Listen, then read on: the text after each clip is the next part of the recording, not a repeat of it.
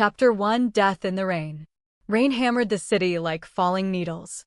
Cars crawled through flooded streets beneath endless red brake lights, while exhausted people hurried along sidewalks with umbrellas tilted against the storm.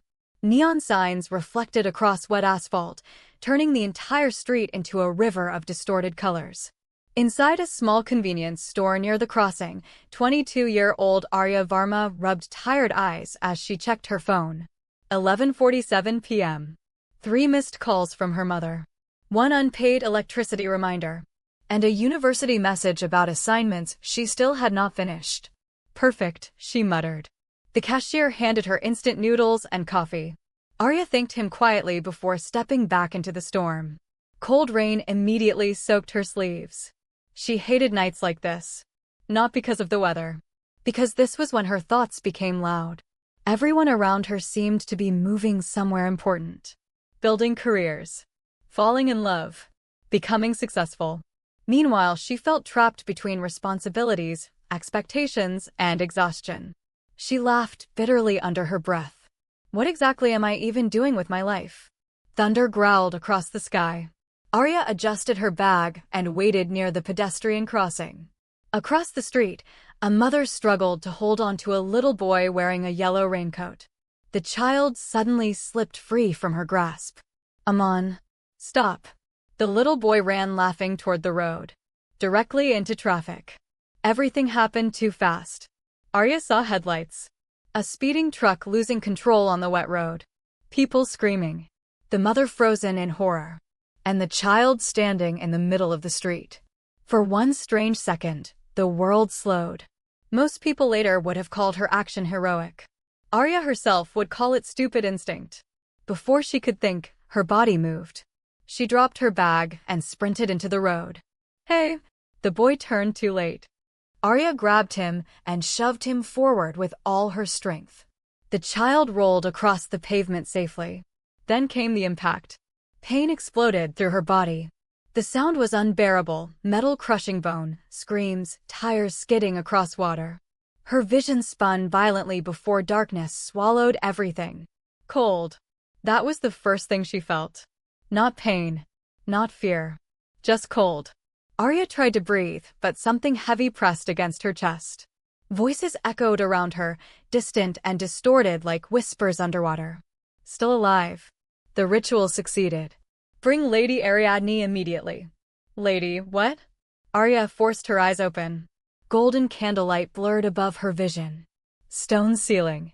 Silk curtains. Massive chandeliers. This was not a hospital. Her heartbeat quickened. Aarya tried sitting up, but dizziness crashed into her instantly. Strange silver hair fell across her face. Silver hair. Her hands trembled. Those were not her hands. They were pale, delicate, unfamiliar. What? A terrified whisper escaped her lips. Several people standing near the bed gasped loudly. An older woman in black robes immediately dropped to her knees. Thank the gods, she cried. Lady Ariadne has awakened. The room erupted into emotional voices. She survived. The heir lives.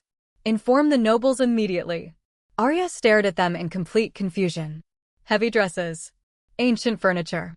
Candles instead of electric lights. Everyone spoke a language she somehow understood despite never hearing it before. No. No, no, no. This had to be a dream. Aarya swung her legs off the bed and nearly collapsed. A maid rushed forward to support her. Careful, my lady. My lady? Aarya looked toward the massive mirror across the room. And the world stopped. A young woman stared back at her. Beautiful silver hair. Sharp crimson eyes. Porcelain skin. She looked like someone straight out of a fantasy novel. But those terrified eyes. They were hers. Aarya stumbled backward. That's not me. The room fell silent. The old woman looked confused. Lady Ariadne. Aarya's breathing became uneven. Her memories were still clear. Rain. The truck. The impact. She remembered dying. So why was she here? Suddenly a violent headache tore through her skull. Images exploded through her mind. A palace burning. Nobles arguing. A lonely girl crying behind locked doors. The name Ariadne Valerius. Last surviving daughter of House Valerius. Age, 19. Status, unmarried. Political value, priceless. Aarya clutched her head in agony. These memories were not hers, but somehow they existed inside her. The old woman carefully approached. My lady, do you remember your name? Aarya slowly raised her head. For several long seconds, she said nothing. Then quietly, Ariadne. The lie felt dangerous, but the panic in the room immediately eased.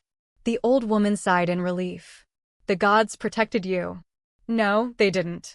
Because deep inside, Aarya already sensed something was terribly wrong. The servants around her kept staring with overwhelming relief and desperation. Not normal concern. Not ordinary loyalty. Something deeper. Something frightening. As if her existence alone carried enormous importance. Then the doors burst open. A knight entered the room breathlessly before falling to one knee. My lady. The knight looked pale. Terrified. The royal capitals have received news of your awakening. The old woman frowned. Already? Yes. The knight swallowed hard. The kings are coming. Aarya blinked. Kings. The knight's expression darkened. All 6 of them.